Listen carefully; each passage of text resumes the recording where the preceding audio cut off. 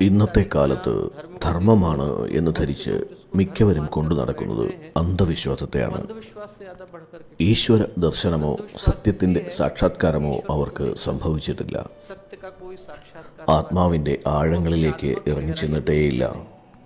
മനുഷ്യൻ എന്ന നിലയിൽ മാറ്റങ്ങളോ ഉള്ളിൽ പവിത്രമായ ചിന്തകളോ സംഭവിച്ചിട്ടില്ല. സങ്കല്പങ്ങളിലും ഭാവനകളിലും നന്മ അലയടിക്കുന്നുണ്ടാവില്ല. ഭൂതകാലത്തിൽ ജീവിക്കുന്ന പ്രകടന തൽപരർ ആയവരാണവർ. ഉള്ളിൽ ഉജ്ജ്വല ഭാവന വളരുന്നതിനെയും ഈശ്വര സാക്ഷാത്കാരം ഉണ്ടാവുന്നതിനെയുമാണ് ധർമ്മമെന്നും ആധ്യാത്മികതയെന്നും പറയുന്നത്. ശ്രദ്ധയോടും സമർപ്പണത്തോടും നമ്മൾ അജ്ഞതയും അവിദ്യയും മാറ്റേണ്ടതുണ്ട്. മനസ്സിൽ സാംസ്കാരിക പരിവർത്തനം സംഭവിക്കണം.